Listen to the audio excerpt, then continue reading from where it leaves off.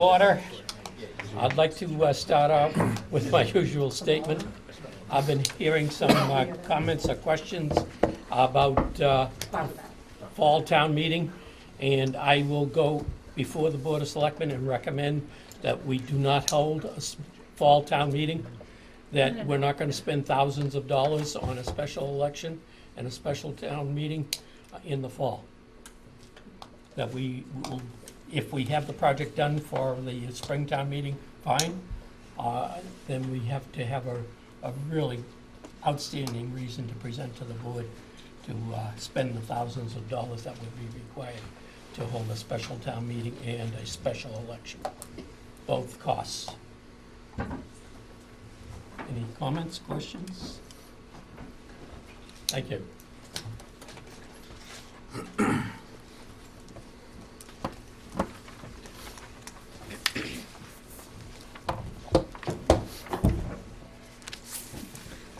Okay, first item on the agenda after the call to order is review and approve the minutes. I have one note. On Yes. page 2, it says a question was asked by Erica Geyer. Will there be bathrooms in the classrooms in the new design? That was me, Emma Hunt. Thank you. Okay. And in the very top line, meeting minutes are E approved. There's an extra E in there.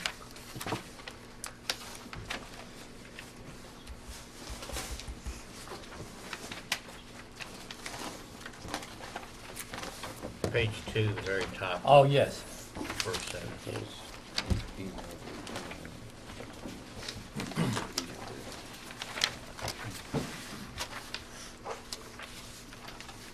Any other corrections? Yes, page 1, under 2, review and approve minutes. Larry White, spelled the same with a capital W. Page 2, the last sentence, I think grammar still says that you don't end a sentence with a preposition. I would change that, the wording to that combination yields the estimated total project cost of $33,750,000, period. Delete the came from. Number 4, second line, after to the MSBA guidelines, add the word and.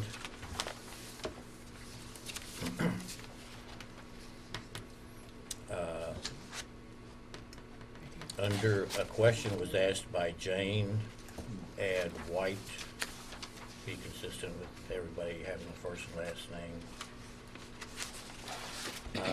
Unlike Beyonce, I don't really need a last name. We know. Okay.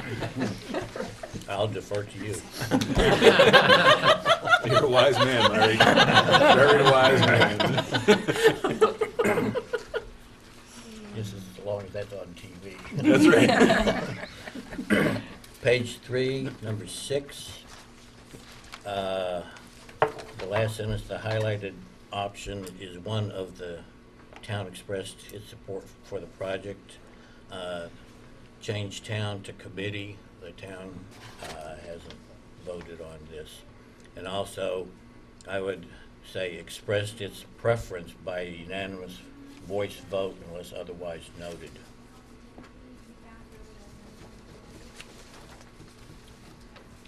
Page 4, under the hazardous material, you talk about option 3, which is not listed, so I would add under the second line, budget of this project and not shown here. So that it reads, but would not be outside the budget of this project and not shown here. Otherwise, people are looking for option 3. Last sentence on page 4, change the word town to committee is split between options 1 and 3.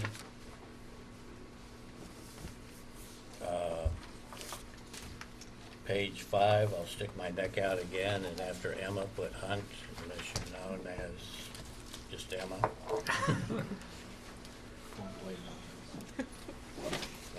page 6, under HVAC, the first sentence, instead of town, have committee.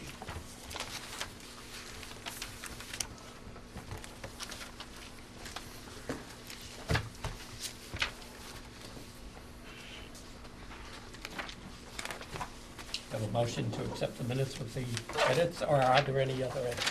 I have a couple of comments that I've actually already forwarded to James, but I'll just, for the benefit of the committee. On page 2, on the first paragraph, typically, what your experience is on renovations, but this type of project costs are about $300 a square foot. Please add construction cost after $300 a square foot, just so we don't confuse construction cost and project cost. And then on page 2, there was a question about bathrooms. Bathrooms in the kindergarten are part of the program and are included in the MSBA baseline guidelines, just so that gets both of those things in there. And then there was a question about noise reduction. And it's talking about space. I'm not exactly sure what space that was referring to, so maybe we should put that space in there because there may be some noise reduction that's required in some spaces, rather than just saying, you know, there won't be any. And then finally, on page 3, classroom size, it said all rooms should be above the MSBA requirements and approximately the same size. Instead of above, I think we should say generally consistent with, because there's a range of classroom sizes. And that's all I have. Yeah, we've already made some copies. Okay, so, Thank you. yeah.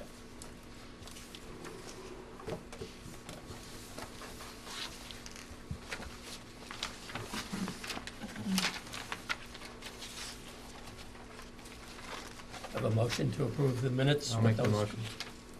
edits. Second? Motion's been made and seconded to approve the minutes with those edits. All those in favor say aye. Aye. Opposed? Thank you. We have an updated schedule. We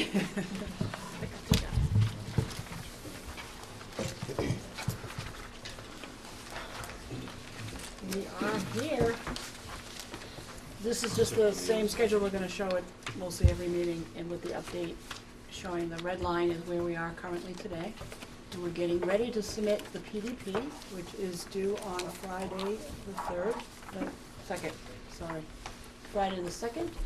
And then we have our first MSBA meeting coming up, the FAS meeting with the MSBA, scheduled for December 14th, time to be determined. Hopefully the morning. Hopefully it's the morning, yes. We're trying. High school council. And then the next steps would be to develop the PSR, which is the preferred schematic. And then the cost estimates, and then the final PSR evaluation, and then we're gonna submit the PSR in January. Oh, actually, it's right around January 4th. So that's the update on the schedule. Those are the next milestones that we're gonna be talking about. And tonight, we're gonna discuss reviewing the PDP and the update from Doran Whittier on the PDP and what we're gonna be submitting this Friday for your approval. Did I miss anything? Okay. Which brings us right to reviewing the all, we want to do HVAC, or we just want to do it first? One begets the other. Okay. So, at the last meeting, right, we had presented all of the options, and I think that we had gotten pretty close. We had split on one, but we have to come back, we wanted to come back to you on the HVAC option with a little bit more information. And we had talked about two things, I think, which James had in his minutes, which is one, to see if we might be able to get into a school to go and talk with some people. We did try and set that up. It was relatively short notice, but with the holiday, but we didn't have any takers today. But I can tell you, okay, I did meet with the principal over there, and I will quote her. She said, I can't imagine why somebody would not want to go and do a displacement system, just given, the time that you would actually really require full AC. And we'll talk a little bit more about that so I can get as much clarity out there on that system as possible.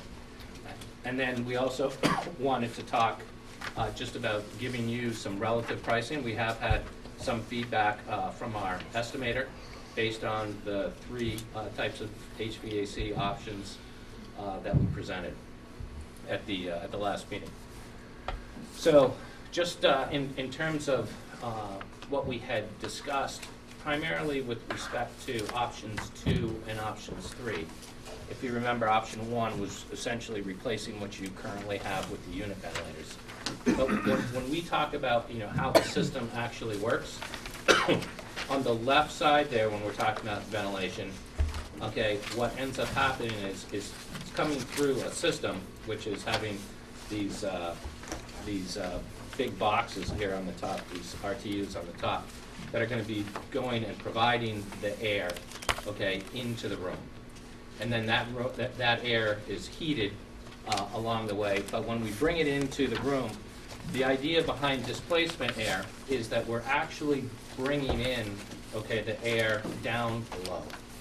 And so what that really happens is we're able to go and let thermodynamics do a lot of our work for us. So it's coming in, at about 63 degrees when we're talking about cooling right now. And so it's coming in at about 63 degrees. And, cold air, as it starts to heat, starts to rise. And then that hot air is extracted, okay, at the top of the room. And the nice thing about this is it really provides superior mixing, and we're able to go and take that comfort zone and really establish that comfort zone because of the superior mixing at about 6.5 feet, which is where most of us reside. Unless you're a really, excellent basketball player coming in, you're pretty much in that range. And so, it's cost effective, it provides superior air quality, because, as the heat starts to rise, it also takes, the bad, the CO2 and everything out of the air, and it's pulling that out. And we're able to use that with lower speed fans, so it's quieter. And if you've been in one of these systems, you can't even hear it. And because it's a lower speed fan, you have lower overall energy consumption. Overhead mixed, more traditional type of system. It also works. It's not quite as efficient, but you can see there, kind of the mixing. We're having to force that air down into that comfort zone. And, in order to do that, essentially what we're doing is we're having to go and have a higher fan speed. So we have, a little bit more noise. It's not overly noisy, but it's not as quiet. We don't have as an effective overall air distribution, and it's a little bit more, a little bit less energy efficient overall. Anything else we need to add to that slide, John? I think you covered it. The big differences are noise or lack of noise and efficiency. Can I ask a question on the 63-degree air on the Yep. displacement system? How is that generated mechanically? Yeah, so they both have a compressor in the rooftop unit. It's just a matter of size. Mm-hmm. We'll get to that too, Chris, because the two options of the three options we have, when we say dehumidified, it's going to have a smaller tonnage. We Chiller. use it's actually only this big, but we refer to it as tons because that's the metric for cooling. Tons of ice is the equivalent. So it'll be low tonnage in dehumidification. It'll be just enough to take the moisture out of the air. And then the full AC, what we call full AC, like you'd have in an office building, would have more tonnage. The unit would be slightly bigger, and that would provide colder discharge air. And it's colder discharge air because you're discharging up high, and you're mixing. So you need to cool all that air, the entire volume of the space. So you add colder air up at the top. Okay, I'm sorry if you've gone over this the last meeting, but I couldn't make it in. No. Just with that smaller size unit, well, structurally, will there have to be much modifications made if it was to be adapted to that, whether than a 75-ton unit? Yeah, Which is it's confusing huge. because as you know, we use tons, and Yeah. that's not actually referring to the weight of the unit. The difference between the two, unit-wise, there is a difference, but it's not significant. And in both cases, with rooftop units, we will have to have localized structural reinforcement because the roof was not designed for that. Right. Thank you. Any other questions on the difference between the two, just with respect to ventilation? Are you gonna tell us the cost difference? Oh, You know, yeah. on the next slide. okay. Before we do that, I know that's exciting, but to take a step back on what you have and the replacement of unit ventilators, that I think there's a couple points about that. That wouldn't require the rooftop units in the structure, so yes, that's good. They would be much larger than the ones we have now. We do that for sound and energy efficiency, and so that means we have to actually increase the opening in the wall, which is, it's a solid masonry uninsulated wall with poor moisture drainage. So opening it up wider is not a fun or easy task. So that's a cost. That's not. We're going to show you costs for the mechanical system, but that cost of that reworking of the wall in the first option is actually not reflected Right. in the cost of the mechanical system. But if we actually pursued that as an overall option, It's included in the overall price Yeah. of that option. So this, to try and summarize that, so the HVAC system, and you can see, well, this isn't a good example of it, but, if you've got that unit ventilator in there and you don't put that back in, you're gonna have a hole in the wall, but that's not gonna be tied to the HVAC cost. It's gonna be tied to the wall reconstruction and interiors cost, which is captured elsewhere in the estimate. So this is really talking more about the equipment and the ducts and the controls, and, if we have chillers involved in it, it's kind of the hard equipment and the ducting, okay, to be able to facilitate that. Other things that are ancillary to installing that are covered elsewhere in the estimate, and we also have, the preliminary estimates for what all of these options represent in their entirety. right. And my point just was all three options require a little bit of structural intervention. Two of them require it on the roof, and the first one, the unit ventilator, would require it in the wall. Yeah. How do you deliver the air down at the floor? You're dropping shafts down or ducts down the wall Yeah, inside the classroom? Exactly. You'll have a chase that's gonna go into a corner. And so we've done some preliminary work on that to see if it's feasible. We think that it is feasible.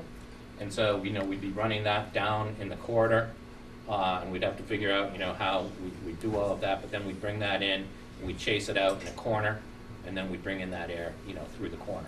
And that would happen in every room. That diagram is not accurate. We're not going to supply from under the floor. Yeah. But the location of the diffusers at the bottom is. And Right. like Brad said, we're working on a kind of a soffitted plan. We may end up running the ductwork in either case just inside the corridor wall, inside the classrooms. Because there's little fin walls at the doors, and in between the fin walls pushing out and the skylights, there's not as much real estate in the corridor itself. But we think it's feasible. So we get to the options? Yeah, should we just talk about, do you have another slide up there that's talking about dehumidification or no? I don't. Okay, so let's just talk about that. How many vents would be in each classroom? In that model? Would there It's be it's really two. two? Yeah, Yeah, they're big. they're big. Okay.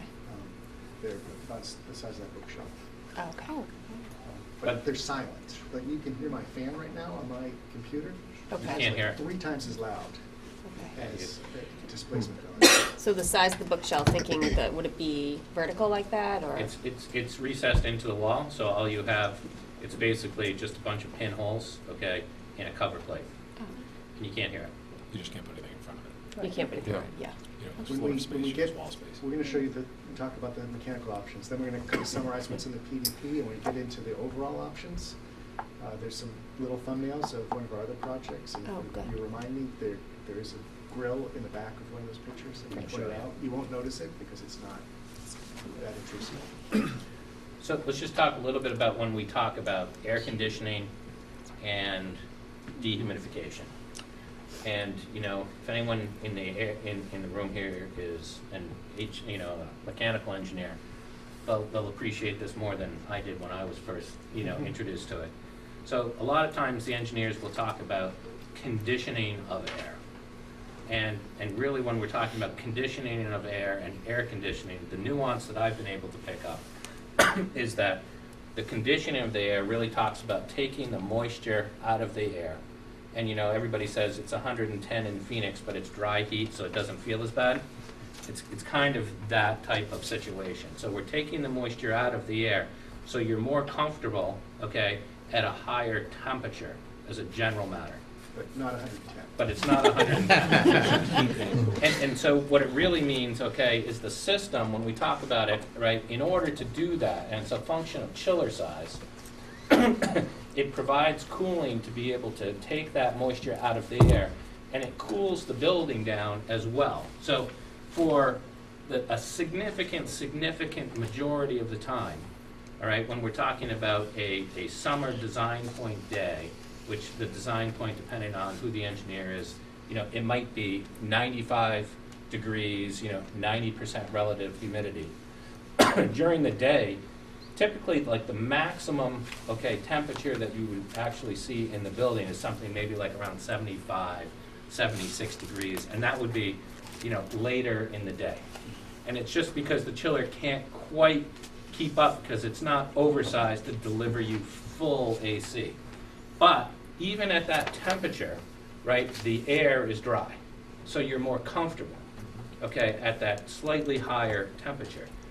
And the reason for that is because, again, with the displacement, okay, system, right, it's bringing that cooler air in and it's taking that comfort zone at that 6 feet level, and that's where it's really trying to work hard. Keep you, in that range, because we don't really care whether it's, 78 degrees up here, because nobody's living up here, okay, unless you're on the basketball team. So it really is an energy efficient system, which is a good thing because it saves you money on costs, okay? In terms of comfort, right, it solves the problem for 95% of the time. And if you think about it, the time that you're actually in the building, okay, during those design point dates, it happens, okay, for you teachers in the room, I know, but it doesn't happen that often. And so for those 85-degree days, right, it's pretty much able to keep up. And so you save money by reducing the size of the chiller, and there's a bunch of other control issues that are associated with that as well. But it works pretty darn well, and it's not as expensive as the full air conditioning option, which is basically going and saying, and we can deliver the ventilation either way. And in option 3, we've talked about it, okay, because that's kind of the full boat option, is delivering that with a displacement approach from a ventilation perspective, but increasing the chiller size so that regardless of the outdoor air temperature, okay, and humidity, you will always be able to control the temperature. And for that, right, you have to pay a price. You're buying a larger chiller in order to accommodate that. And how we've also presented option 2 versus option 3 in terms of controls is there's more control, room by room control in option 3, versus a zoned control in option 2.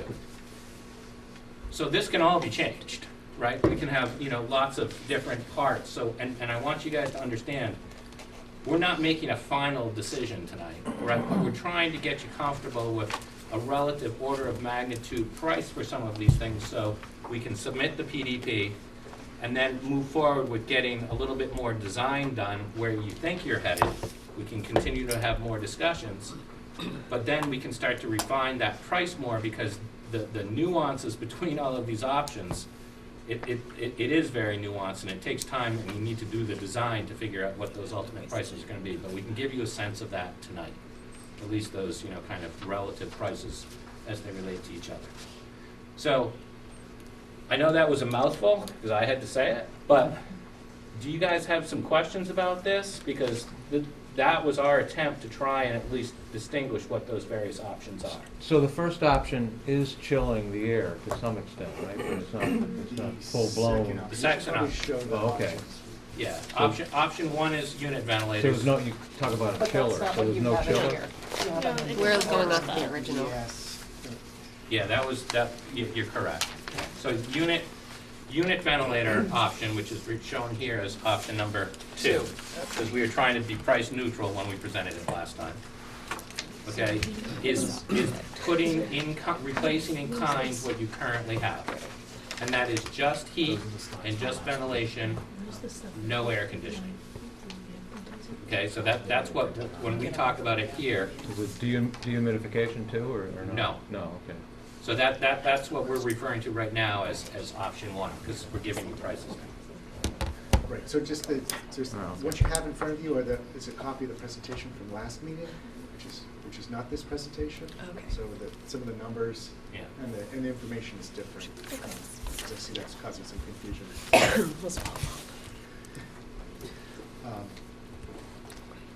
So like Brad said, this option 1, and we renumbered them to match our engineer's numbering, because that's going to be in the appendix. We just want to have the numbering match that. Option 1 is to essentially replace what you have in kind. It's the kind of, quote, least we could do. No cooling. No cooling. That's what the two-pipe system is. This option is out. That's up to you guys, but, you know, we're gonna give you Well, relative. based on what we talked about last time. Correct, last time you weren't gravitating towards it, okay? But last time we had no price. Right. Exactly. That's correct. So, Exactly. I don't think Take it's that under out. consideration. Right, so, tonight. and we're just trying to, now we're giving you prices, right? And so we're kind of exposing our hand on that now. Last time when we presented it, some of those things were out of order because we didn't want people just to go and say, well, option 1 is always the cheapest, I may want that, or option number 3 is the most expensive, so I may want that. So, but these now, okay, are the options as we would present them to you.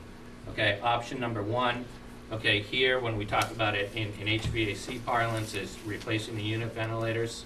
Okay, all in the classroom spaces, so there would be no AC. And then some of these select spaces, and you can see where it would actually have cooling. Okay, we would be using split units, okay, to be able to accomplish that, so we take care of heat and cooling. Option 1 overall, okay, is basically a baseline, minimalistic option for renovation of the school.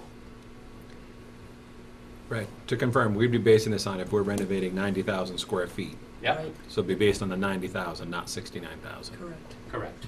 Yeah, these Clarifying. are cost per square foot.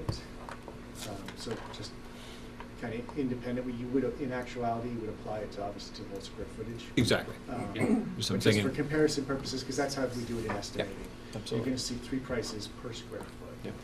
Right. Just as a relative comparison. And as we mentioned earlier, there's some other follow-along costs, maybe with structure or wall enclosure. This is not included in these numbers. This is just the mechanical system. We've also included in that $26 number for estimators at home that may be doing, is this includes contractor markups. So, you know, there's actually, you know, general conditions requirements that would get on top of all of these. There would be, you know, bonds, contractor fee. Insurance. So all of those things right now are somewhat conservatively estimated at 18%. So there's an 18% markup on top of the raw HVAC cost that's included here, because you will incur that cost. So I think that that's a reasonable representation at this level. And at this early stage. Right, Part of that 18%, I think, is also estimating. right. You'll hear this a lot. We have what we call an estimating contingency, and then at the beginning of the project, it's a big number because everything is very vague. And then as we work our way through design, and hopefully into final design, it shrinks and gets down to 0 at bid time. Because there's more and more documentation, there's less and less uncertainty. Any questions with option 1? Option 2. So this is what we're talking about, the dehumidification, partial AC. I see them. I see them, yeah. Yes, in the back, Yep, you in can the just back barely side, see yeah. a white grill Under the clock there. under the clock. And the one in the corner? Yeah. Yeah, I think there's one there. There's usually 2, and Yeah. they need to be a certain distance apart. So you can see, right, now when we go to a centralized system, right, that is actually significantly more effective and efficient, your cost goes up by a fairly significant margin. And this is the displacement system that we just talked about. So It takes care of a significant portion of your cooling, takes care of all of your heat, and in those other spaces, you know, APR, admin, libraries, special education, computer rooms, that is all full AC. One thing just here across the board, okay, in the gymnasium, right? We have not specified any cooling in the gymnasium. That could be a value added component where we could put a section into the air handler that would take care of cooling, but we haven't included it in any of these options right now, just so everybody's aware. So as you can see, it's heating and ventilation only, and it's such a large space, in many instances, those spaces are not cooled. But it can be cooled for, you know, an additional cost. So just to kind of reiterate, option 2 is dehumidified distribution of the air. The difference between that and option 3 is that level of cooling and tonnage in the rooftop unit. The big difference is the control level. Is the ventilation also going to be included in the hallways or just the classrooms? There is ventilation in the hallways, and it will be displacement. There's just not as much of it. Does this include the structural changes that need to be made to put these units That on would top? be carried elsewhere in the estimate. Okay, so there's added cost to go to option 2, besides the 45. Correct, but there's also a different cost, you know, in terms of reworking the walls as well, so. In option. How are the open learning spaces considered? So we can drop ducts down and distribute them in the hallways or the open spaces. Okay. Yep. In case we need to return them back into a classroom at Yes, some and point, to so. that point, we can Yep. locate Okay. them in a way that they don't have to be moved. We'll have some blow-up plans of that at the end. But the other thing I was going to say is control level, as Brad mentioned, is the big difference. So this is what we would call zoned control based on exposure. It's a series of rooms that are all facing south, would all be controlled as a group. It's kind of, there would be thermostats probably in every room, and it would take an average of the Right. temperature to respond to that. So it wouldn't give you the fine-grained control of option 3. Would that be digital controlled? Yeah, Yeah. it would definitely be digital as opposed to the pneumatic that you have now, which I don't think we're allowed Pneumatic is to great. install. So to put it kind of in residential terms, you know, if you have a zone in your house, many times you'll have, you know, your whole entire house will be zoned off as, you know, one space. But you might have, you know, your kitchen, your living room, a dining room, you know, maybe something else. So all of those spaces are working off that same zone. They're not individually controlled within the room most of the time. Same principle here. And as John said, you know, where you find the most change is on the exposure. You know, if you have a southern exposure versus a northern exposure, and that's really how we would propose to zone it. How are the operating costs of option 2 compared to option 1? Significantly improved. But Significantly improved. But we have AC here. Yeah, I was just going Yeah. to say, well, it's not quite apples to apples, because Right. the way we've presented option 1, it doesn't have cooling. You know, compared to what you've done right now for cooling, it compares very favorably. Right. Operating costs. If you were to go and put, because option 1 doesn't currently have, you know, window-mounted, you know, AC units, you know, this would be significantly better. It is an apple and an orange. Right. And then option 3, so this also is displacement, because based on what we heard last time, that's really the preferred delivery for the acoustical and other health benefits of that delivery method. But now it has greater cooling capacity in the rooftop unit, more tonnage, so it can provide more and colder air to pick up the peaks, as Brad was saying. It's really, mechanical engineering is all about design days, the worst case scenario. It's the coldest day and the hottest day. Most of the year is in between those. And then the control level. So VAVs is a variable air volume damper. It's a digitally controlled box with a damper that opens and closes. every supply run to each room would have its own VAV, so they could be modulated independently. And they would have a reheat coil to provide that fine-grained control. That's a little energy efficient, because what that means is sometimes the delivered air coming down the duct might be cooler than that room wants. Say it's a room with low activity, and so the reheat coil would kick in and warm that up. So you've cooled air and then reheated it, maybe for an inactive room. So it's an option that places a priority on a very tight thermal window and responsiveness to the activity or inactivity in a room. But there's a cost to that, both in terms of install cost and operating cost.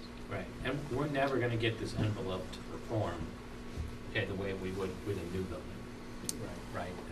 Which is, it's something to consider here as well. We just, without doing wholesale work on the exterior wall, which we're not proposing to do right now just because of cost, we're not gonna get that thermal performance out of the wall that we would in a new building.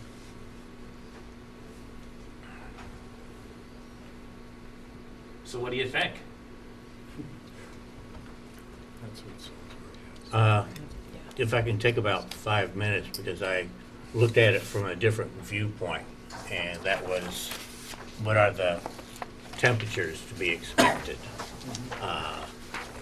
Just to give you an idea. And on the top of the page, I've shown a typical summer day profile, where the temperature profile is in red and the dew point is in green. And if you look at the dew point, it's fairly consistent over the course of a day, whereas the temperature, of course, in the morning is very low and the dew point is close by. And then I looked at, just making some assumptions, that the outside temperature more than 90 degrees would have some effect on the system. In other words, whether we do just dehumidification or full air conditioning. And also the same thing with the relative humidity.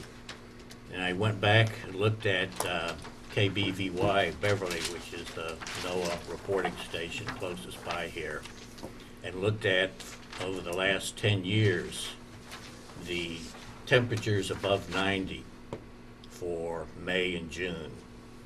And for that, I found that there are about 12 days over the past 10 years that have had temperatures above 90. I then looked at the relative humidity on those days to give you an idea, and of those 12 days, only 7 were above 70 degrees, or in other words, what I would consider maybe straining the system or whatever type of a thing.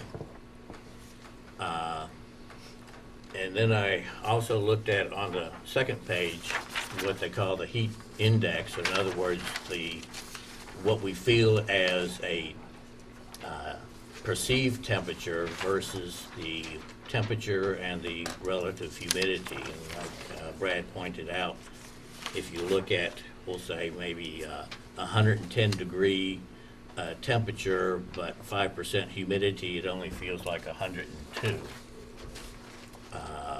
So if you're looking at, we'll say maybe an air temperature inside the building of around 85 to 80 degrees and 45 to 60% relative humidity, you're in a somewhat of a comfort zone.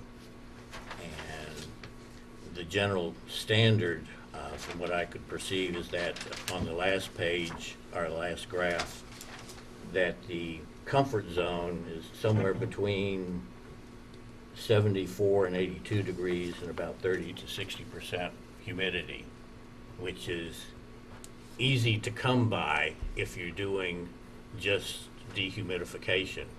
Maybe not, I'll defer to the designers and everybody else, but for over the last 10 years, for 7 days, and I'm not talking about the present status of the building, but the new renovated building, if you're looking at a full air conditioner, you're only needing it for maybe 7 days out of 10 years. And of course, this doesn't include August. any of the, no, it doesn't include July and August. No, August and September. We're back here in August. Yeah.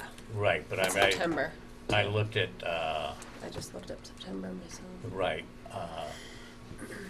I just went by the normal school year. Which Maybe is it's more, September but, should be comparable to June. Or right. But when you add into, we'll say if we're doing the low E glass, new windows, insulating the ceiling, the walls, the roof, new doors, you don't necessarily want to overkill by having a super air conditioner that isn't really needed. That's my comment. You know, all I can tell you guys is that we've about, we started, we really started to see this come onto the scene about 10 years ago. You know, Europe sets the trend for a lot of things, right? No surprise it came over from there as well. And you know, the people that we have that have used the system, I think have been pretty pleased. It does, you know, being honest Are with you talking about option two? or- Yeah, Yeah. the dehumidification, what Larry was speaking to. Right. It doesn't solve it every day, but it solves the problem the vast majority of the days. Well, Yeah, I mean, looking at the numbers, if you're looking at option 2, the $45 a square foot, that's $4 million before you even talk about, you know, structure or anything else. So, I mean, that's a big chunk of money. Yep. To go from 2 to 3 is another $300,000, roughly. So, I mean, it's hard to look at these things just in a vacuum, because we're not just doing HVAC. Right. You know, there's gonna be, the price of this Yeah. is going up and up and up and up and up, and there's gonna have to be trade-offs. So, right, and we have, you know, for the relative options, we have the kind of the all-in numbers as well. right, I think it's important to look, you know, it's hard to do this in a vacuum, It's you know, hard, where's it's hard that? to do it no matter what. Right. Okay, but, you know, what we're trying to do is address what we said we were gonna do at the last meeting, Yeah. right? Was to go and give you, you know, and remember, right, we're doing this all right now with basically no design, but we're going in and telling our estimators, okay, you know, this is the system we want. And, you know, what's their experience based on putting in this system into this type of building? We don't have all of those details done. We haven't even really started schematic design yet. Right. So what we can give you now, you know, after we go through, you know, these, we'll get to what the overall kind of difference based on all of the options, right, that we considered last week. And it gives you a relative feel for what 1, 2, and 3 would look like when these 3 HVAC options are in there. And the difference between option 2 and option 3 is, you know, more significant than $3 a square foot, because we're impacting all of those other things, in addition to, you know, some of those additional bells and whistles that go along with option 3, not just in the HVAC category, but in other categories as well. You know what I mean? Right. Yeah. That aren't included in this cost, is that what you're saying? Well, they're right. What John was speaking earlier to, you know, where we may have to go and beef up some of the structure to handle some of the rooftop Okay. units, right? That's not included in this, but it is, you know, it's nuanced into the overall cost of the project when we look at the entire project. But if you're talking about $312 a square foot, plus if you take 92% of that, because you've got 8% site work, I mean, that 45 per square foot is roughly 16% of your cost. Yeah, it's a big number, and that's why we were saying it was so important last time. Right, but I mean, you know, that's Yeah, a so- big chunk, so, you know. Yeah.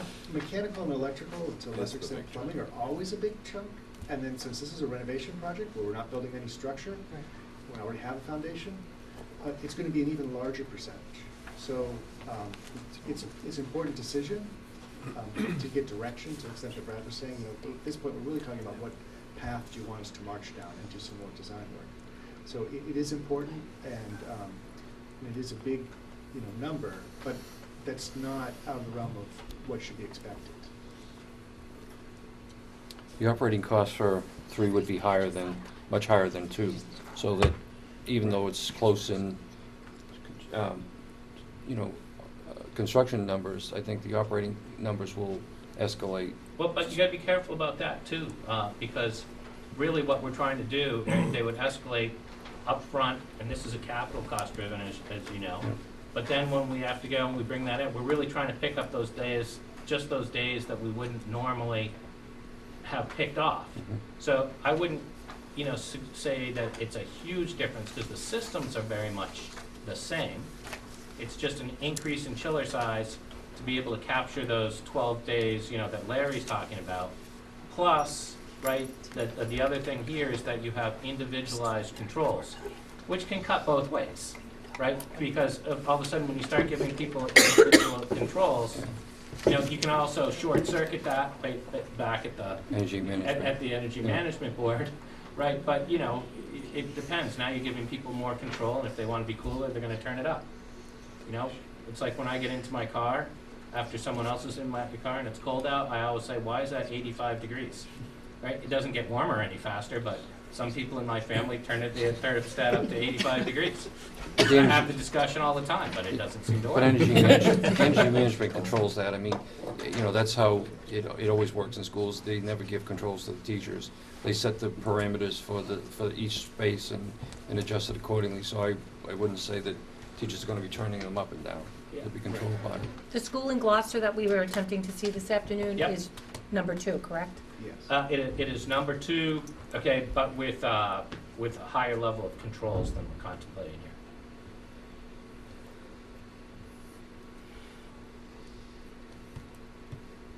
I'm with number 2.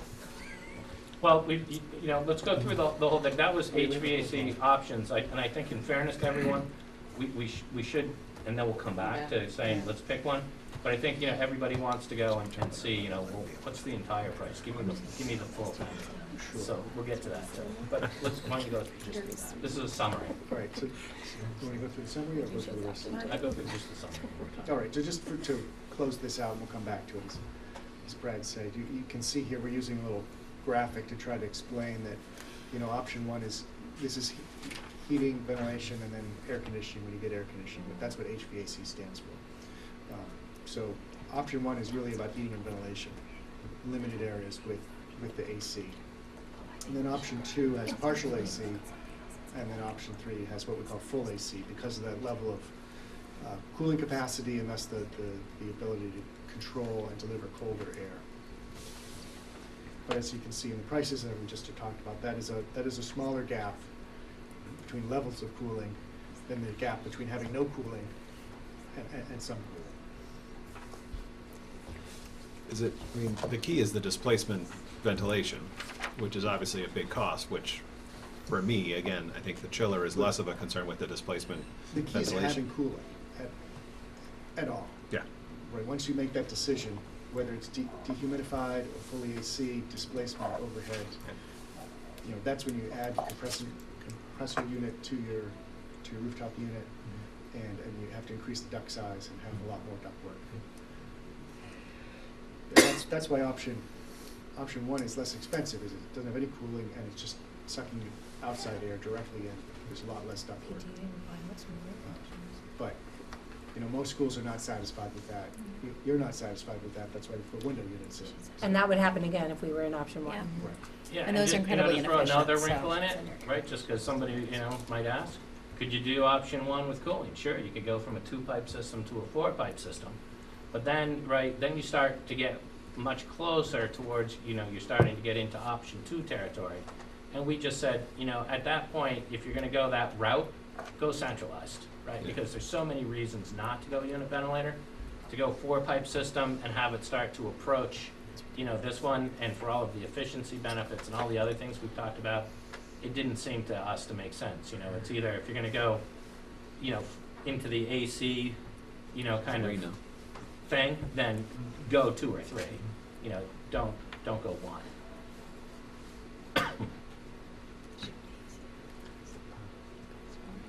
So should we talk about the larger Yeah.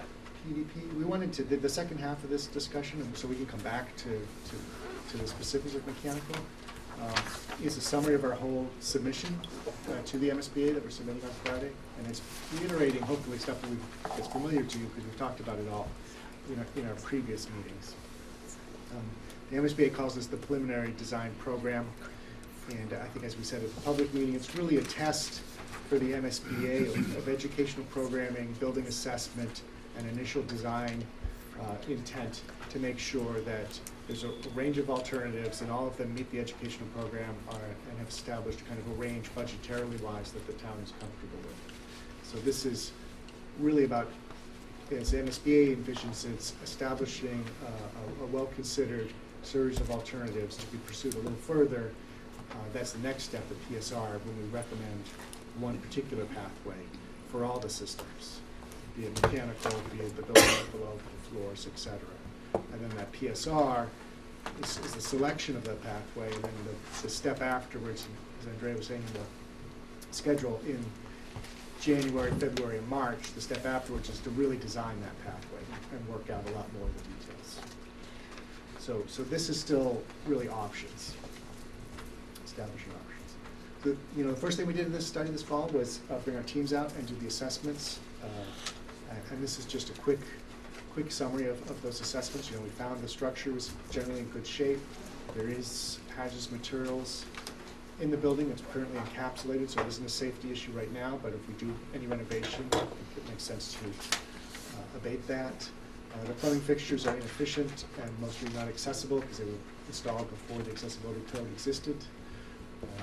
The electrical power distribution has been expanded to the maximum extent that possible, and it's not sufficient, so it's really inadequate. Any school now, we have some sort of generator just to do life safety, power the elevator, refrigerator, freezer in the kitchen, in case of power loss. Doesn't power the whole building typically, but we would recommend that. Similarly, with fire alarm and security, you have basic fire alarm and security systems, but the standard that we're seeing in most new schools would require a renovation replacement of those systems. And then if network infrastructure, again, you get one data drop per classroom. That's not sufficient for a 21st century school. And that's overall our goal is to buff and renovate this school, and ultimately you'll feel like it's a brand new school with the same life expectancy of a new school. On some of the other areas, the roof, whether it's the flat roof with gravel on it, the EPDM roof, or the sloped roof over the all-purpose room, that's all at the end of its useful life and ready for replacement. The floor, similarly, is a patchwork of past construction. There's sometimes carpet or tile over the older asbestos-containing tile. So, it makes sense to, if you're touching that, to just touch it all and clean it all up. Ceiling, certainly the ceiling tiles and grids are tired and sagging, a little dusty. They're going to need to be taken down anyways to do all the MEP work, so it just makes sense to put new ones, a new system, and that's a relatively small cost item. Interior walls, again, the way the building has been renovated, it's a lot of surface wiring right now, as you're well aware, certainly in the north and south wings. That can be addressed in a renovation.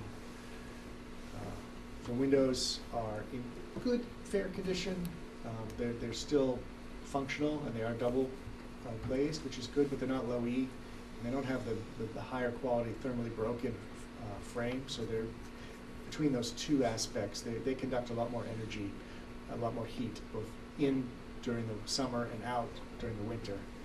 So you could do better with the window replacement. And there's no insulation in the exterior walls of the north and south wing. They're just masonry right up against CMU. And then we've talked about HVAC and the ventilators. Only in rare conditions do we reinstall unit ventilators in a new school, and that's often because of lack of ceiling height or other space constraints. So that was the kind of building physical structure assessment. We also looked at the the educational programming, Emily and Jason, our programmers, met with Christine and Brian and their staff and went through that, developed the full educational program. This is just a comparison to MSBA standard sizes. We've been through this before. Generally, the building is well-sized for your needs with a few rooms like music and gym that are undersized, but your core classrooms are within the MSBA range. So it's suitable educationally to be repurposed. That work to develop the educational program, which will be a big document within the PDP, but this is the 90,000 foot summary, not even a 35,000 foot of that work, is translating those spaces into MSBA language that then goes into their room by room space summary. We've showed this before. Again, the basic message is the existing building is 90,000 square feet. The proposed program, in terms of net educational square footage, would actually be smaller, but we're not going to shrink the building. So you pick up some extra space that we can use for those extended learning areas and some other, what we call gross markup area. Whereas if we built new under the MSBA guidelines for a 415 student population, it would be a much smaller building, and there wouldn't be that extra space. So this is really a benefit of the LSR process.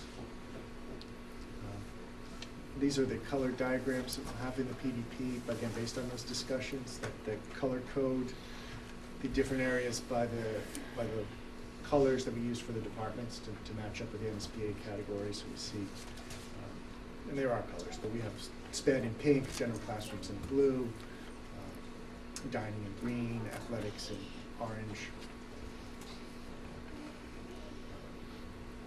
And, one of the features I think that with that extra space, that extra gross square footage space, one of the features we've incorporated in the current approach is to create these extended learning areas, and that's just a little reminder of kind of the vision of what it might look like.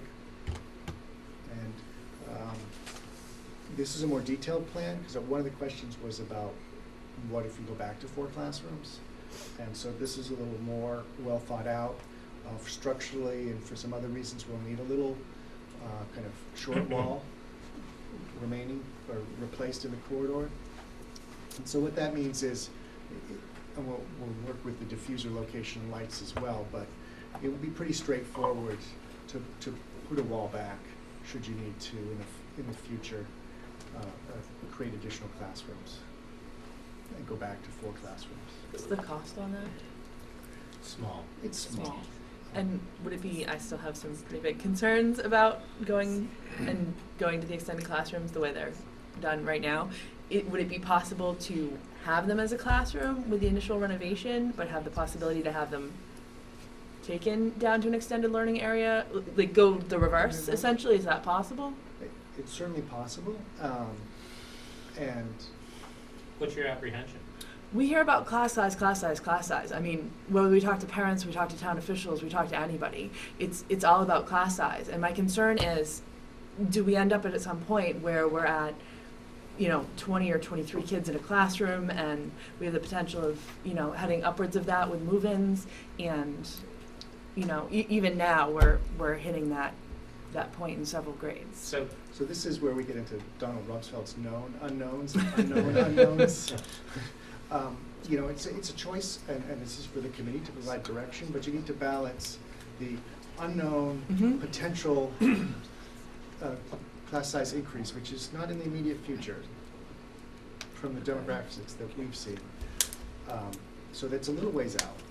Maybe not 20 years, but it's certainly 5 years or more. You need to balance that potential population bump with the immediate impact on education as soon as we finish this project. And what I would say is if we did the reverse, if we built them as classrooms, they won't really function. That's what you have now. They won't really function as an extended learning area, as a shared space. They won't create that sense of community or spill out space. So you'll compromise their function in the short term if you do that for a potential student population increase. But it would be obviously more cost effective if you do have that. I'm just thinking 2nd and 4th, right, are fairly significant right now. Yeah, 22, 23. Yeah. So if second grade, fourth grade will probably be out by the time that we'd be renovating. But if second grade is, you know, in the upper level of elementary, and we're at the point where we feel like we need to have 4 classrooms, you know, we. So the other thing, right, just to remember, and we're trying to be, you know, classroom neutral on this, is that, you know, you do have, even with your program right now, I think we're showing an additional 6,000 square feet of area, right? And granted, that may not just be optimally located, but, you know, there's 6,000 square feet there, which is roughly equivalent to, say, 6 classrooms. That's currently not programs per se, but it's there. Okay. And then the other thing is, you know, you do have the kids' corners space, rooms, which I think that if you got to that situation where you needed another classroom, I think one of the things you're finding, we were talking about this a little with Chris, is that, you know, for the amount of time that that's used, those extended learning areas could be used just as well, you know, for that type of function. And then you, instead of having it as a kids' corner dedicated room that would be there all the time, but not really used all the time, that could also be made into a classroom.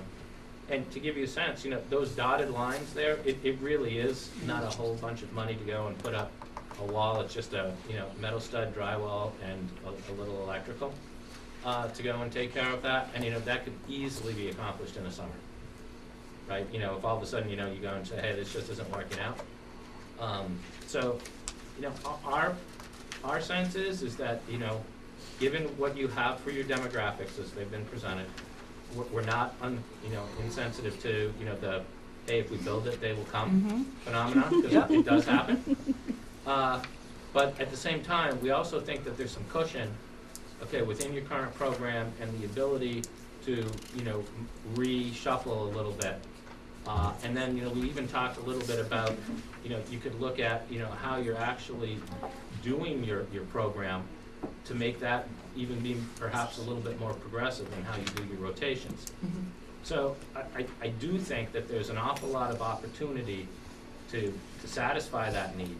And you know, before you even get to having to go and put the wall up. But if you did have to, it's a pretty short cut.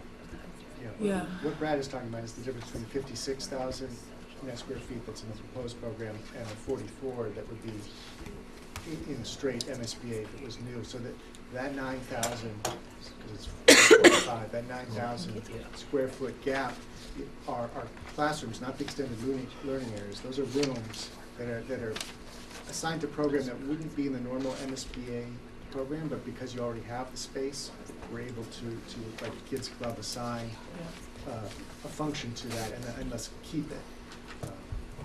Yeah, I love those spaces, I do, and I love, you know, we talked about project-based learning, I'm a big fan of that. I struggle with this idea. I mean, we know the NESDEC numbers tend to come in low. They're forecasting 60 coming into kindergarten next year. So if that's low, I mean, again, then we've got 2 grades at the time of renovation. I'm just wondering if it might be smarter in each of those, you know, units in the wings to have one of those spaces turned back into a classroom as part of the renovation. I don't know, that's my. Or to keep it as a classroom. To keep it as a classroom, yeah, basically.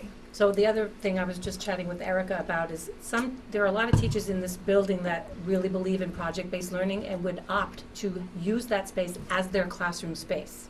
Erica just said she would. Yeah, I would, I'd be fine.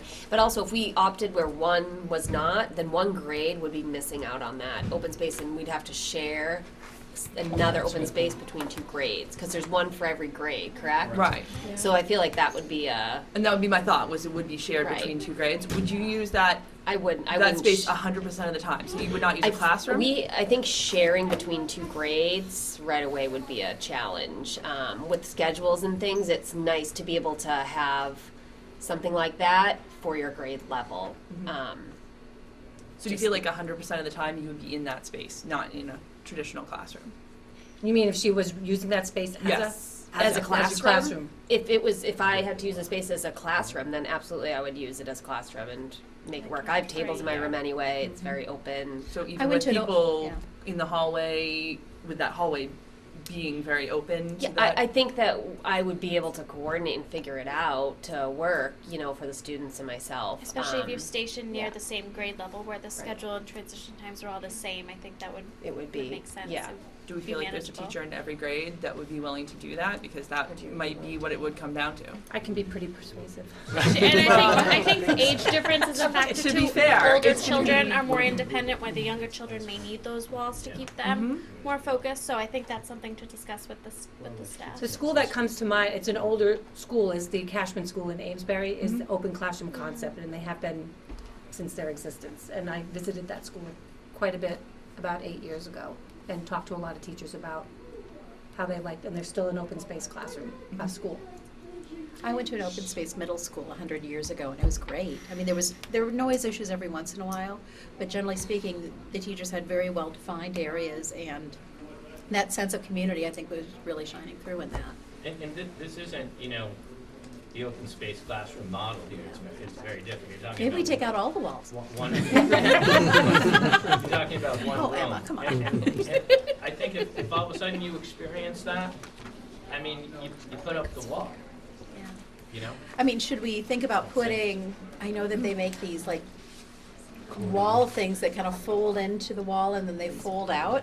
Should we just include something like that as part of the plan, or? So I think it's, Build a wall. Really? I Yeah, think it's more expensive? things that Steel. we can work, I hear that, we've heard Yeah, that in crochet the that discussions, the concern about growth versus the immediate function. That's something we should be working on in a PSR, and we'll continue to work on that even in schematic design. We don't have to have a final solution till March, at the end of March, when we have schematic design. And that's totally fair to ask us to do some more research. But I think between scheduling, remapping some of the rooms, like Brad's saying, there's two options right before you even have to rebuild a wall. And there is the technical approach to movable walls. Those are very expensive.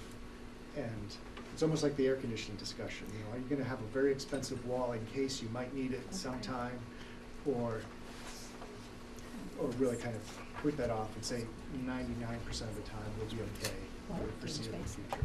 Yeah, you know, the cost difference between building the wall and not building the wall, whether we do it now or later, it's in the noise. It really is. I also think this is gonna help us when we go to FAS.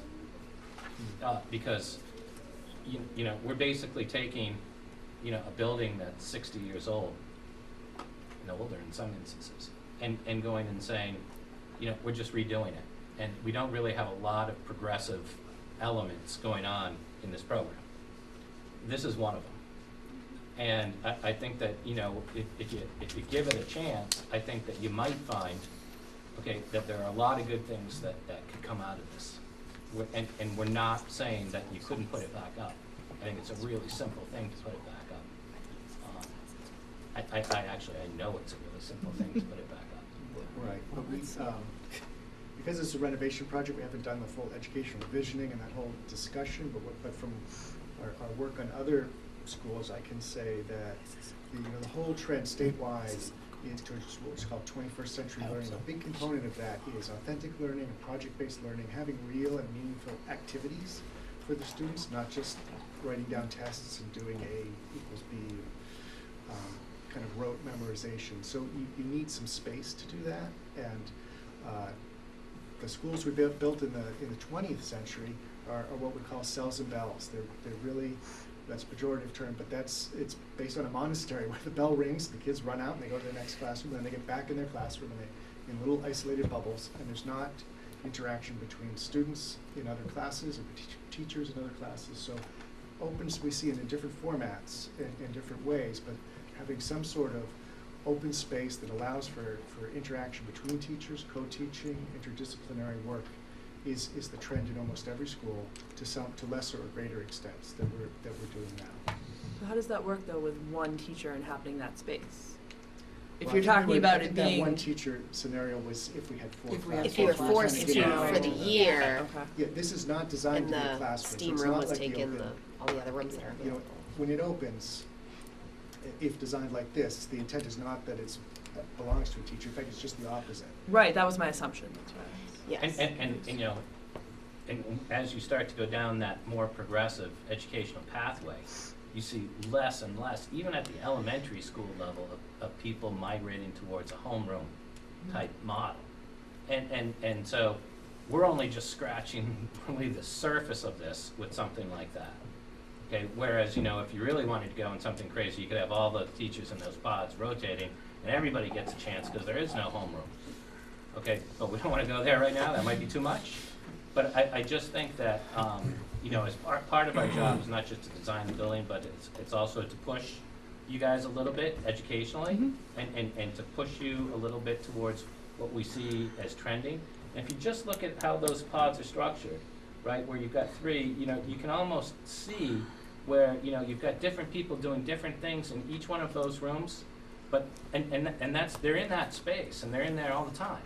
But as soon as you get them out, right, and you get people talking together, right, it's the whole concept behind STEM and STEAM and all of those things where people now are looking and saying, well, you know, I do it this way, hey, that's great, but, you know, I do it this way, and somehow there's this amalgamation and this, you know, and it really is a good thing. Yeah, I 100% agree with that. My concern is that there's not going to be an Erica in every single class, in every single grade, Right. that would be willing to move into that space. And even if there is today, would there be in 3 years? And we're not, you know, Yeah. we want to stay away from the term, you know, let's build the wall. Yeah. Okay? But right now, right, with what you have, I think it's worth taking, you know, going down this path and saying if all of a sudden that all comes to true, and you have this big bubble that you currently don't see, right? You have a little bit of it, but not really that much of it. We have enough that it's concerning. This type of structure, though, probably would attract teachers who are attracted to that type of open, shared space as well. And when push comes to So- shove, teachers will do what's necessary for their classes. But also, there are other rooms, like just on the potential wing alone, there was that social emotional classroom that, whether it's being used or not in that way, that available. There was the STEAM room too, which is available, and if it needs to be a classroom, it's a classroom. Then there was the kids club room as well. So knowing that there's, like I was counting, I think I got 4, I got 4 options. Knowing that there's 4 options made me feel, because especially after the last meeting, I was like feeling a little worried about it as well. And thinking about it more, I feel like there are some options where we could move. Like, and I would be happy if my grade needed, like, and I needed to move to Emma's wing because there was an open space there. Fine, you know, so be it. You gotta do what you gotta do. Yeah, I just don't know that any of those rooms are rooms that, right now, in the current environment, we could afford to lose to be in a classroom, whereas I feel like this is a much more, I don't know. Sounds like we have options, though. Yes. Yeah. Oh, I agree. I'm just like the voicing STEAM my room or concern. the social emotional. The only reason it's really important for us is if it's a go, no-go thing is we have to reconstitute this, right, in the special education rooms that are currently shown in there, right, because we have to rework this for the submission on Friday. So that's why we're really trying to suss out from you whether it's a go, no-go thing, because we have work to do for Friday. Right, and what Brad's alluding to is the distribution, the dispersion of sped classrooms. That's why you do them in pink, just so they stand out. That's an important criteria that the MSBA and then ultimately the DESE looks at. It's a real important thing for the meeting on the 14th. Right. So if that changed after the 14th, when we appear before God up there, can that change? Yes. Sure. Yes. It might change, you know, based on the meeting on the 14th. Right. Yeah, they would say that's the craziest idea that we've heard 1,000 times. I don't think so, but maybe. I have one point. At this point, it's 8:15, and I'd like to target at 9 o'clock for a close. Let's do. We concur. So let's talk about I have cost. I have a question on assessment. In your assessment slides there, there were 2 points there that I don't know whether you should include them or not. One, I don't see anything about the boiler replacement, the heating of the school, and how about the site improvements that we kind of talked about? I mean, do we want to put that in front of the MSBA so that they know that that's a concern of the committee as well? We're going to talk about site in more detail. Brad's going to talk about that. I'm going to give him the easy job. But it's not shown in the assessment, so I'm wondering, Boiler do you need to is. put that The boiler is built into the HVAC? Yeah. Yeah, that was a again, a top-line summary, one sentence per trade. They each wrote 10 Yeah. to 15 pages. So both the, assessment of the physical boiler, and then in those HVAC options, that all included new condensing boilers with digital controls. It was actually at the CM walkthrough when we were starting this, and Chris will say this, we were talking, Chris was giving them the overview when we were down in the boiler room of all of this, and, and it's all good, but basically what we're saying to them is, you don't really have to worry about this because it's all gonna come out, right? All of that is gonna be replaced in all of the options, because it does. What about site improvement? What do you think of adding that on there? Okay, well, do you have any more on this, or, because the other thing here is we're gonna ask you, all of the stuff that we've been going over, we have to submit as part of the PDP on Friday, and you guys have to say it's okay for us to do that. So that's why we're just rehashing this, not just to rehash it, because somewhere Andrea is gonna say, so, okay, is everybody okay with submitting this as the PDP on Friday? And we hope that you say yes. But that's why we're going through this one more time, and then we'll talk about site at the very end. Okay. Yeah, we'll talk about site at the very end, just because that's been the least developed, right? We just had our civil engineer come out and look at that. We just did test pits before Thanksgiving, so it's a little behind, certainly the rest. So that was education. Then, and I'll try to do this quickly, to Joe's point, this is the matrix that we looked at and went through extensively last meeting. This time we've colored it, so the yellow represents what was kind of the preferred direction, and then the orange would be a kind of implied third option, which is the superior performance option. Because again, the goal of the PDP is to establish a series of options. With our LSR approach, where we're already kind of giving away our hand that we have one that we favored, but the strict interpretation of PDP is to establish 3 options. So we have a baseline, which we went over, and I'll go over, recap in a moment, kind of the minimum we could do. We had the yellow, which is what we discussed, and we can confirm that as I go through it. And then the red outline or orange outline is the kind of implied further improvement option. So that gives us 3 options. That meets the MSBA requirement that we have a series of options, even though we have a implied direction. So to go through these, and just again in 2 slides each, kind of summarize them. I'm calling them by letter designation just to avoid confusion with the HVAC options. So those are 1, 2, and 3, and these are A, B, and C. So option A would be that kind of minimal renovation scope, where we repair the windows but leave them. We repair and we point the mortar and the brick, but we don't basically touch the exterior wall. Interior walls are only modified to meet accessibility clearances and a few other minor changes. And we would patch them as necessary, but we still have exposed wiring. Ceiling, we just replace the grids in place. We patch the floor, not replace it in whole. And we would replace the roof, but with the same type of EPDM material without the ballast that it has now. Structure would be treated at the foundation edge, but pretty minimal, and we would abate hazardous containing materials only as touched. HVAC, like we talked about, would be the unit ventilator option. Plumbing would just be to meet the accessibility requirements. Lighting, again, would be a limited intervention. We probably just do the same approach that currently is for emergency power, which is battery backup. That is acceptable by code. It's just not the standard. And we, again, fire alarm security, we would just kind of patch and make do with the existing system. Would be more limited technology. We would have to install fire protection in any scenario. Once you do renovation or addition work over 7,000 square feet, you have to sprinkle the building. So we're well above that threshold trigger. So that's option A, the kind of minimal intervention option. Option B, which should capture what we discussed last meeting, would be to replace the windows with low E windows that'd be higher performing. to try to insulate the exterior walls from the interior, to not only correct accessibility issues, but create those expanded learning areas. In terms of finishes, we talked about just, because of all the other work, just replacing the casework on the interior. We would cover the exposed ceilings in the north and south wing, just to make it a little easier to do some of the other MEP work. The floor would be linoleum, and we do a new urethane floor in the gym. The roof would be TPO or PVC. That's a white roof, like you can see there. It's better for cooling season.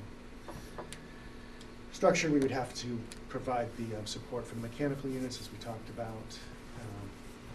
All the interior known ACMs we would replace in this option.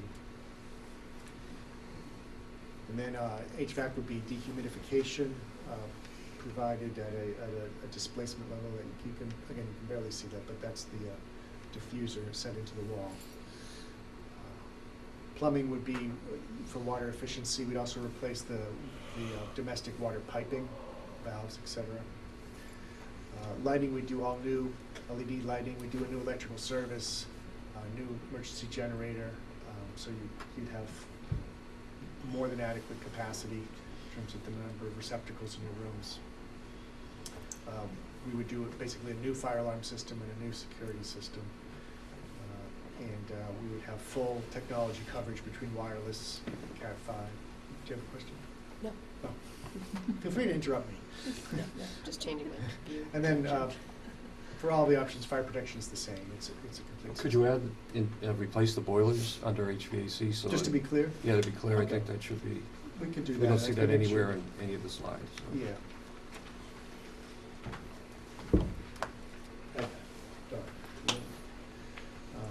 And then option C, these were the choices unchosen in our matrix, but we would do fiberglass framed windows. Those are super high performance. They are commercially available, but they're more expensive. We would try to insulate from the outside in that option. Interior walls pretty much the same, all new casework, interior finishes. We try to keep the exposed ceiling in the north and south wings to be more true to the architectural characteristics. That would require a little more spending on ductwork and piping to make it suitable for being viewed as opposed to hidden. New flooring, similar. New roof, similar to option B, but maybe we add solar panels to some extent. Structure would be similar. Hazmat would be similar to option B. In terms of mechanical, it would be the full air conditioning, still with displacement distribution, and this also would be new boilers. Plumbing, we maybe have a cistern to supply the garden. We would have a larger generator, so you could run the building as a shelter, maybe. Lighting is similar, fire alarm and security system is similar to B. Technology also similar as well as fire protection. So it's just a little more than B in most categories. So we're going to have all those options with a little more description in the PDP. And again, we'll have in this case with LSR, we're going to kind of summarize the sense of the committee as towards a direction, but officially that's not part of the PDP. The PSR is really where you choose an option. And part of the reason why we're trying to get a little bit farther ahead here and get some of these decisions made is because when we talk about the PSR and having to submit that, it sounds like it's a long ways away, but it is not, right? It's very soon. So, we're gonna have to be submitting that, I believe, in January. Yep. Which does not give us a lot of time. So what we really want to do is understand what the thinking is now so that we can start to act upon that, because we don't have a lot of time to actually do it, which is why we're hurting a little bit trying to come up with what the sense is. Okay? Next. I think, so that is the, and then. So now the money. Yeah. Whew, we got to it, thank God. All right. So, this gives you you know, kind of this relative comparison. Oh, that was it. No more money for you. Yeah. Yeah. You get all that? And then that's it. That's all you got. Open air Montessori.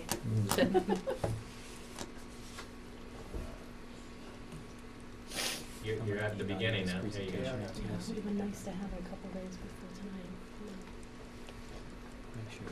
tonight. Okay, thank you. Oh, go back one more. All That right. slide just doesn't want to talk to us. No. So the key one to look here is the one in the far right. This is the chart that MSBA asks you to provide. You know, as John was saying, it's to give them 3 options to look at to know that you've evaluated a significant set of options. In a core program, this would be option A, CIP code upgrades. Okay, that's consistent with what you would have in a core program. Option B would be a reno add, and then that would be option B, and then option C would be, you know, new construction. So that's a very different type of, you know, estimate range, you know, option range, all of that. Here, it's much more nuanced, as I was discussing earlier, when we're talking about, you know, the relative levels of HVAC systems as being a differentiator in some of these. So, you know, and these have, okay, all of the markups for the CM and, you know, built in. It also has contingencies, both CM and design and pricing contingency built in. We think that it's conservative at this point, quite honestly, but we want to be conservative at this point, right? Because estimators work on what they see. And what they see here, okay, is what you saw tonight, which is us giving them a general description, but no drawings, not much specificity, again, because we have not started designing. But it does give you a sense of what we're talking about. And, you know, the good news is we weren't that far off of what we were talking about, you know, when we came in here day one. You know, it's in that range. Coincidentally, and it is coincidence, that 312 number on option B coincides with the MSBA prescribed reimbursement rate. So, you know, if everything there were a reimbursable element, you would see reimbursement 1-for-1 on that, which is good. You would not see the same, for example, in option C, okay, because they would only reimburse you up to that $312. So the amount over the 312 there, you know, the 33, is that 43? Okay, that is full freight, right? So it's not just that cost difference; it's the additional cost that MSB is not going to reimburse. And you can see, you know, there's a fairly significant delta between option A and option B as well, but that's because it is a very minimalistic approach to how we're looking at it. You know, we're basically we're patching it back together. So think about that for a second, and I want to hit Dennis's point on site. So roughly, you know, when did we meet? 2 weeks ago? Little bit less. You know, we had just found out at that point in time that the MSBA would consider us doing site. So we talked about, you know, what do we need to do that? The first thing we needed to do is we need to go out and get pricing for a site survey, bringing in a civil engineer, and going through, you know, potential permitting process. And, you know, we did get proposals from people. So to further investigate that, it's somewhere around the $45,000 to $50,000 range. To be able to, you know, go forward and do that investigation to figure out, you know, what you would want to do for the site. And so if you decide that, you know, that quote-unquote cost of entry is acceptable, then, you know, we would put that together. We would engage the civil engineer, and we actually did pretty well, actually, on the site survey. We had a couple different proposals come in, and one was significantly lower than the other, but, you know, survey is going to be survey. We gave them a reasonable scope. So if you want to go and pursue site, we can start going and doing that investigation if you release us. If we do go down that path, then what we would do is we would start to investigate looking at site circulation, potential drop-offs, you know, all of the things, you know, that we talked about at the last meeting. And The one thing, and I'll reiterate this one more time, is that we will be able to improve, okay, the site situation with respect to, you know, pickup, drop off, parking, all those things. We will not be able to completely resolve it. So, you know, you have to understand that going in. It's just the nature of your site. You know, we're constricted because we're not moving the building. You have one way in, one way out, as we currently understand it. So there are some built-in pinch points. We can improve it, but we cannot completely resolve it. So that's where we are on site, Dennis. Where are we on the budget? Do we have the money in the budget to spend the 45 or 50, do you know? That is that's a pink question. Yeah, Question keepers. because I know we have, 800, but I think we're pretty much to the limit right now for the CM. Yeah, as but well, there are right? some line items for surveying and hazmat that we included.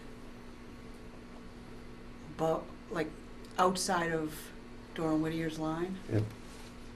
So you say we would have enough money to consider that? In our initial appropriation. Yeah. I think so. I think Yeah. if I And that's remember- reimbursed at the same rate, Yes. 48 Yes. per whatever Right. it is percent. Yes.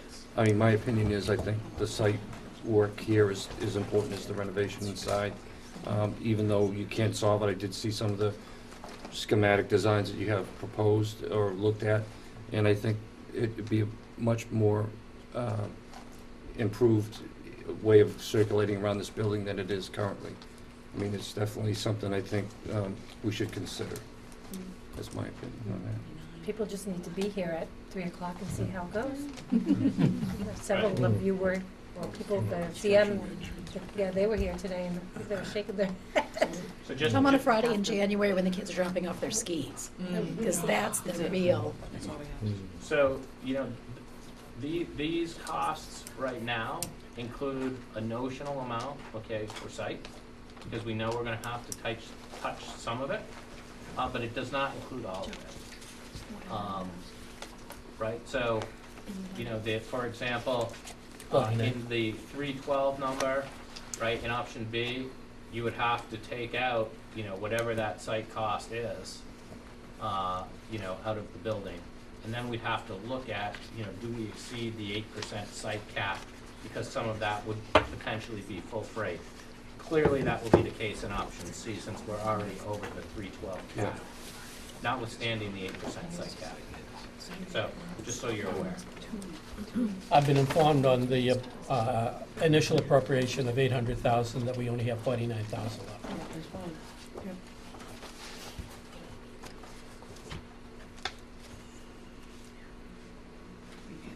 Of the original 800,000, you only have 49,000 left? Well, we were estimating, I think, some money for the CM in there Yeah, too. we estimated And that- CM we don't know what that construction is, cost, we don't know what Okay. that cost is gonna actually be until we negotiate that with the three individuals that we're gonna be talking to. So we could be under or over that. We could be under or Yeah, over that. yeah. Right. Shouldn't make a commitment now until we know those costs. I mean, can that be delayed? You have preliminary, Well, what do you mean by delayed? I mean, you know, I think we have to just, like we're going through the HVAC and everything else, decide whether we want to include that as part of it, you know what I'm saying? I think we need to do that, but with the unknown of the CM at this point, I mean, can we make a initial plan to include it and see where the CM comes in?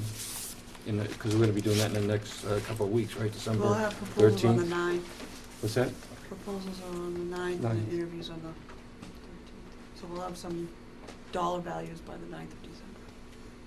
So can we delay our response to that till after the 9th to see where we go with the CM? I guess so. You know, I'm trying to think of how to, you know, when we talk about delaying right now, you know, I'm thinking about delaying right now. We might delay in a couple weeks, but I'm still thinking March 23rd. Right. Yeah, but we You still guys need the gonna money, ask me we to still give need you the a money number, for the and I got a lot of work to CM. do. I mean, the CM is a must. And so then it just falls out, whatever's left is what we want to spend it for. You know, do we want to spend the 49 or the 42 or whatever it is? I'm wondering about, I don't know why I think this, but I thought you had more I think I have headroom more, I than wanna the look at 49. I'm trying to pull it up, because I know I have additional money for three lines, which is the CM, survey, and hazmat, which I think falls under your contract now, which And you had haz- it separated. There it is. I think that, you've got that, and then, you know. They the had other- soil testing too, Pardon? soil testing. Yeah, you've got a few things, I don't know what's in there, I don't keep that, but you've got a few other things, right, that have to be dealt with as well. Well, you're talking about 45 to 50,000, right? Right, to do the And civil we have work. 49,500 left. Right. But we didn't spend, We might have. And it might, you know, Depending it may, upon what it could the be, le- CM it could be comes less in. but than I that have more too. than that. Just these lines right here we have. Well, we pretty I don't much know know. what the CM percentage is anyway, right? I mean, it ranges between like two So and we should have 2.5, is that We probably have the the same. number that you guys use, So all the more soil or less, testing for the for the septic has CM? been For done? pre-con? Yeah. We did the, Well, we did that. you know, we No, talked, we and did and the, Chris heard me say small this, and portion. and these guys heard me say this, you know, the thing that I think we need from the CM, this for pre-con, and I told them this today, is, you know, we really need their estimate, So this, which is gonna be Yeah. swapped out for Building's the gonna pink be estimate, paid. so We that haven't seen that should building be pretty close to net zero. And I then, haven't you seen know, the building I'm for this, interested so I in have no understanding idea. how they're looking at Encumber. phasing, and getting some work on how the phasing works, because that's going to impact how All they that sequence it the was? job and how you're gonna Okay. pay for At it, 246. right? So part So of, I don't think you need a lot, but the septic. okay, So the of basic- cost associated with Which I'm pre-con, not sure what that's gonna be. right? No. He's saying it's gonna be what, Okay. 40. That's The the second- basic. You mentioned that- Not the 312. So this Yeah. includes some site work Yeah, already. getting the- Where's the Right, kind to of dividing 246. line about Yeah. We what's, don't know yet. you don't know yet? Okay, I didn't know if this is getting Right. lighting No, we're- times yeah, and. 1.24. remember, right, Yeah. we're So like if I just very multiply early it times days. 90, I'm 22 million. Yeah. If I grossed up by 25% for soft costs, I'm at 27.5. The hazmat fell under, your mine's under you. So, and the other thing, yeah, John raises a good point. I would recommend, you're gonna have to do the survey at some point. Go do the survey, right? That gets the ball rolling. I think you need to do a little bit more review of what you have, okay, in your budget here, because I think there's some overlap, if I remember correctly. But I'm not the keeper of the budget. It's not by, it's by $8,000 overlap. Not Okay, well, significant. then you may not have the money to do it right now. It just depends on what the pre-con services come in at the CM. What do you have it budgeted at? 70, which I think is high. Close-ish, maybe, but if we told them 3 estimates, we may be right there. You don't need all 3 estimates now, though. No. You need 1 estimate now. You need 1 estimate for schematic design, right? The other one's gonna come at DD. But when we told them today, then the walkthrough. But they're just thinking about the entire job. They're not thinking about 3 estimates now. They're thinking about 1 for CDs, for Wait, schematic they need to break design. their pre-construction services into 25%. schematic Schematic design. design. And that number, right, And I have it that way. you're gonna take your That's what they've estimate been out of talking your about. number. Right, cause you're carrying a number in yours right now for an estimate, right? Yeah. So that really is being swapped out. That's why I'm thinking there's a little bit more review on that probably should take place. Yeah, let me do that tomorrow, and I'll And, get and back then, to the committee. right, the estimate No, for we're talking the about survey, without soft I think we costs. can do that right Go now for that, for, but with soft costs, get them to go do for that and put that electronically together for Right, what because was that's 15? 34. That was So that's Except the low one was 79. That's a $15. $1.12 on the tax rate. And then we don't need to wetlands flag right now. So I would recommend to you, right, if you truly do have 49 right now of headroom, go do the survey, at least it gets you into the game, you're not losing time. Because I'm concerned about being able to do the work if you start to delay this stuff. And getting a survey done, if it starts to snow, isn't gonna be so good. But, That makes sense. you know, Yeah. it's your guys' call. Yeah, I think that's a good I way to think so, too. approach it first, you know? And then by that time, by December 9th, we'll know what the CM costs will be, and then we Yeah, can then I probably can have a do more that. finite idea of what the total budget is at the end, you know, whether we can go forward or not. So I would make that recommendation.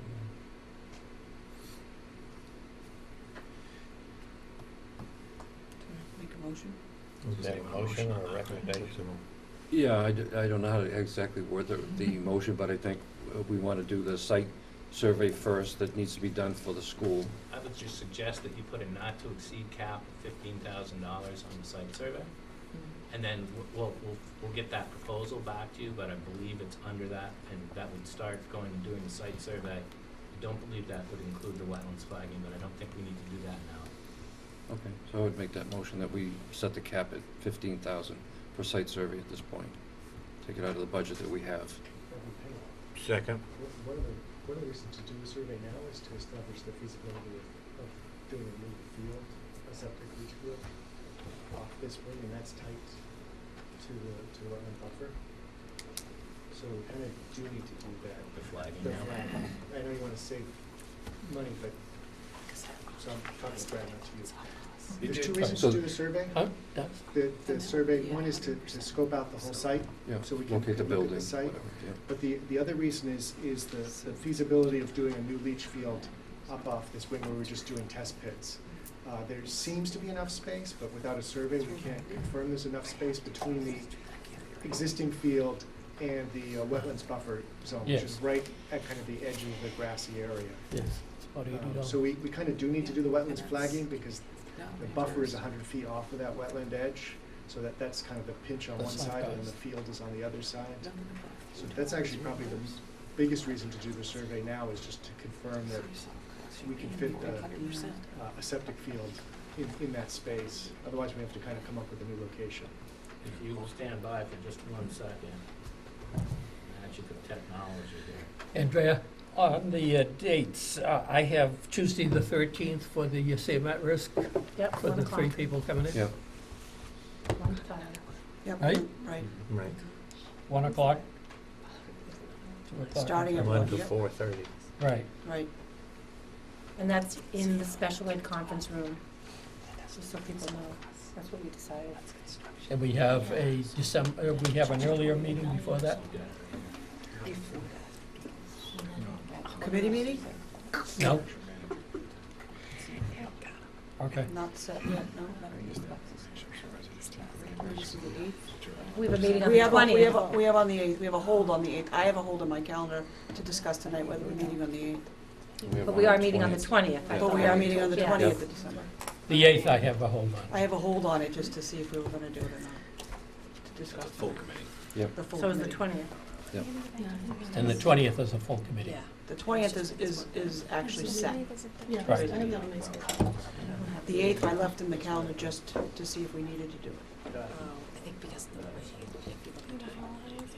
When we're talking figures up here, we're talking that $312 a square foot is not including soft costs.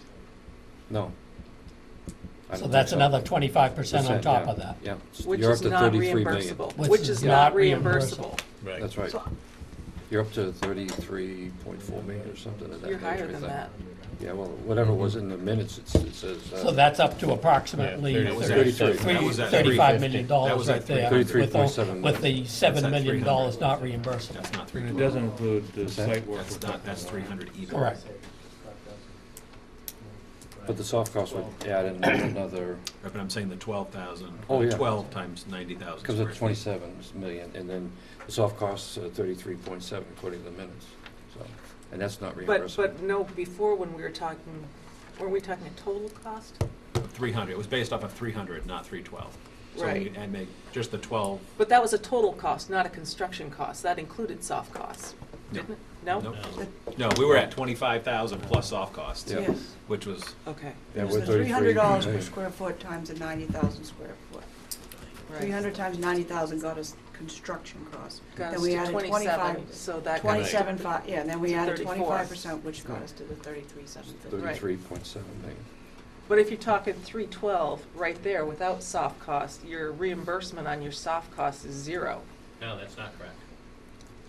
That 312, okay, is a construction cost cap limit with MSBA, Right. right? So that's reimbursed in its entirety, and they also reimburse soft costs. I thought only up to 312. No. That's just No. construction? Construction, Yeah. Okay. okay? Is there any limit on the soft cost? There are embedded limits on some of those things, but the 25% number that we're giving you, I think, is realistic.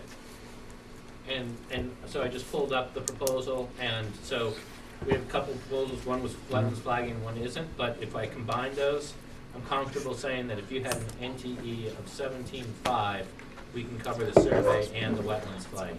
All right, That's up then to you guys. I would amend my motion to read 17.5, to spend 17.5 for the survey and the flagging, For the wetlands. wetland flagging, yep. I'll second it. For the survey. Yep.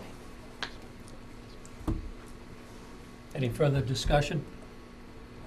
All those in favor? Aye. Opposed?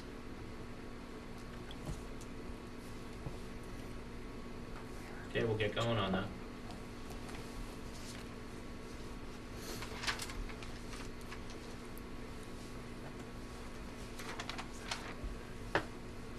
And then we'll work with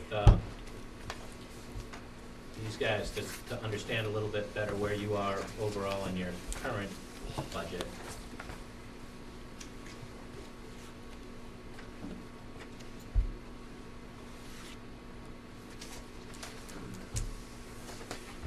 So, circling back a couple of things here, it looks like we'll be right on track, Joe, for 9 o'clock. Thank you. Is HVAC. You want to talk about preference between, we'll go back to that, between the three various options we discussed. In my opinion, C should be out. I mean, it should be between A and B. You need 1 and 2. One and Well, two. 1 and 2, okay. 3 is out, in my opinion. I would 1 and agree. 2 HVAC and option, obviously, A and B. C's out, is what you just said. Now I'm confused. Total. Let's just look at this chart right Alright, here. HVAC. And then Option then one and the two. full air Option two. conditioning, I think it would be nice to have, but I don't think it's necessary. Right. I'm a little surprised at how big the Close. difference is between option 1 and 2. It's a big extra cost. One doesn't have any cooling. Yeah. It really No has cooling no Not at all. cooling. And no duct. Right, no And duct I don't think work. that's an Ductwork. option either, because I don't think that's a safe Would learning be a hard environment. choice to make, I think. Right. And this Well, I will think- just happen again. Well, I think we have Yep. a lot of hard choices Yeah, we we have do. to make, because this is a binary project. We either do something or nothing. And the numbers are high. So I think that we have to look at, I mean, I look at HVAC as an important part of the building. I mean, the kids are in here, it's the circulation of the air.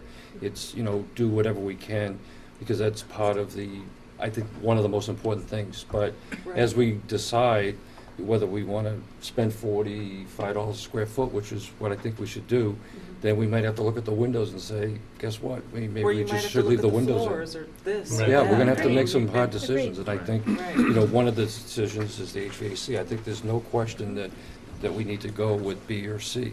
And I think B is the cheapest and makes a It's lot of more sense. cost-effective. And it's good for the kids. I mean, it's circulation of air. I mean, Right. that's Right. very important for learning, Yes.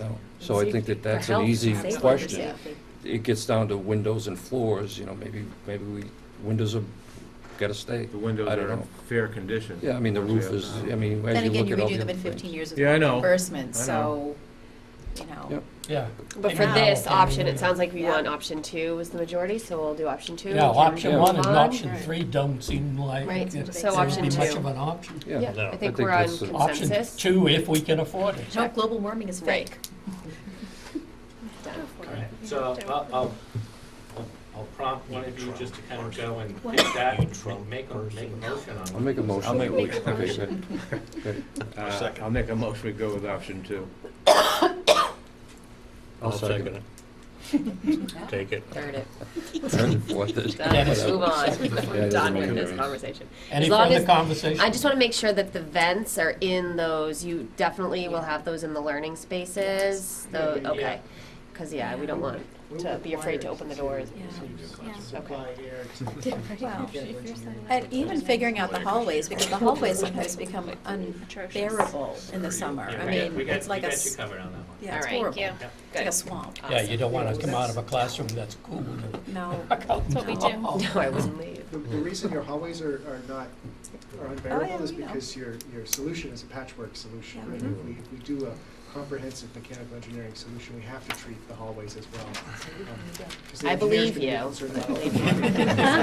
And if it doesn't happen, I'm calling you. I'm gonna put John up there for you. but that's- So we take a vote on that. So I think there was one other area, right, that. Wait, we- I gotta Yep, finish my job. oh, sorry. Any further discussion? All those in favor of the motion to accept option 2? Aye.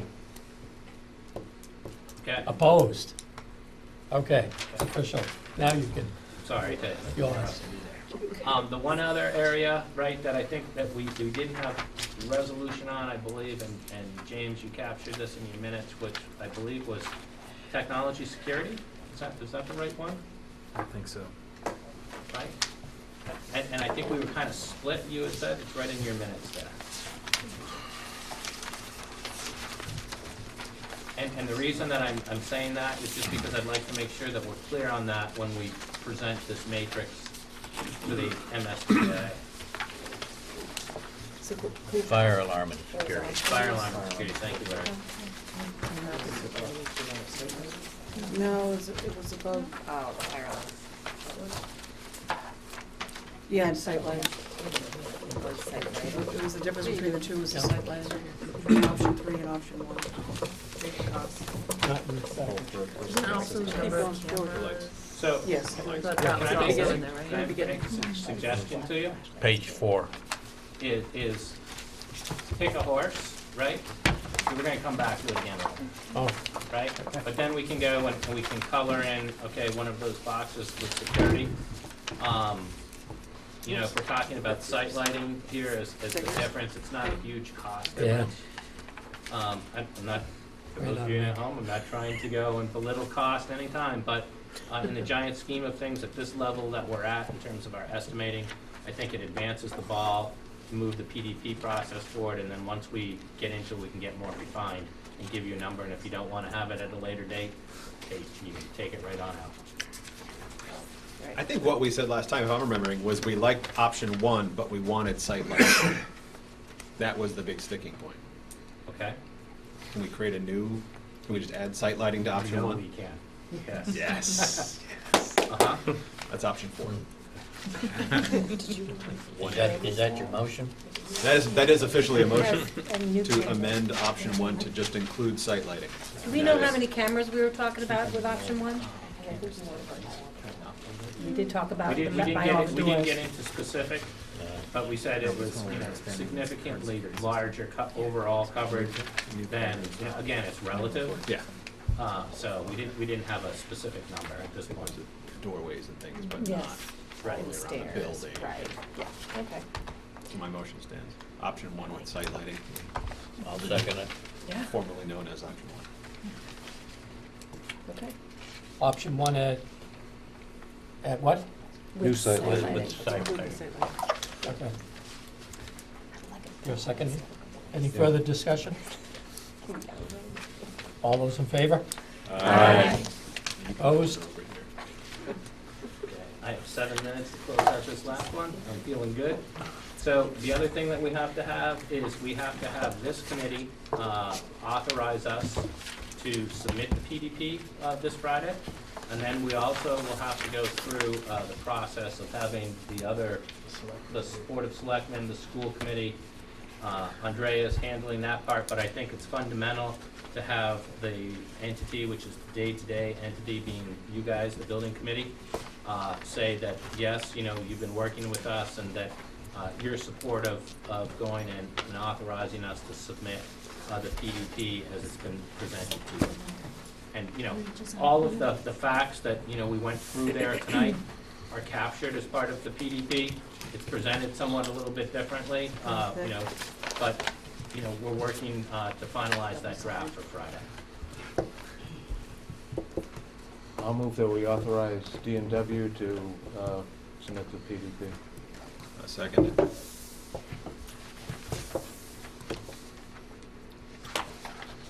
Any further discussion?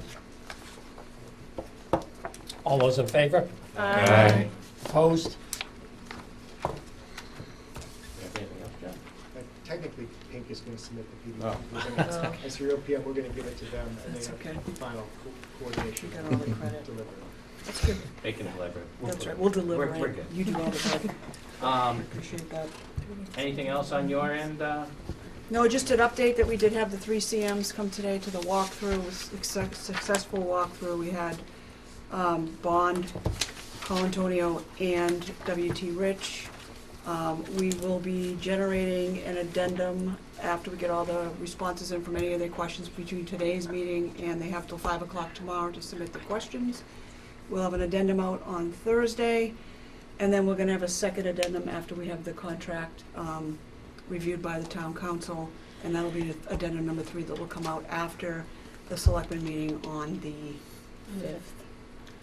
What about the questions that we had? I have your 10 questions that were submitted. Dennis, you're the only one that actually, you submitted the questions. There was no other comments. I don't know if anyone had any additional comments from the I subcommittee. read through Dennis's questions, and I So we'll I have was those- Is there a going to- deadline? I should have sent you a... Or did that pass? It's going to be part Confirmation. of the addendum, as I want to put it in for, Oh. with the contract. Andre, are you gonna work, because you and I briefly chatted today on some sort of a question around safety? Yes, I'm going to add the safety Can you- to it, and thank you. logistics for egress, and I want to add a couple of questions in regards to that. I'll put the final, we need to give them at least 5 questions for the interview. We'll narrow it down, I think, to phasing, logistics for safety, experience with occupied rehab was key, and then working with CM at risk, which was part of their proposal anyway.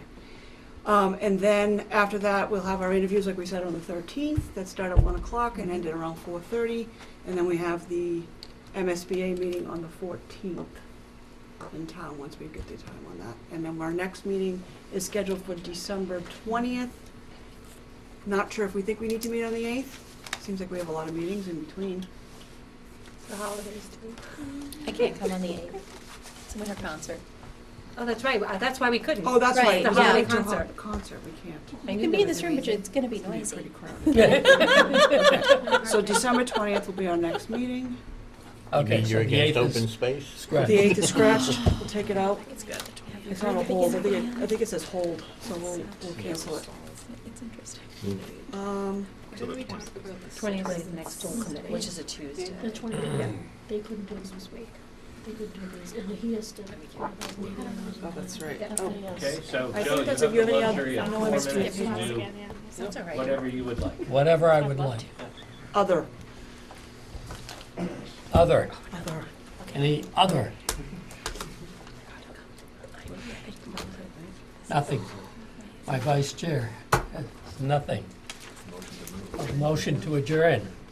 Second. No, I So can't moved. take it. I'll make the motion. Thank you. I'll second. All those in favor? Aye. Aye. Let's go home.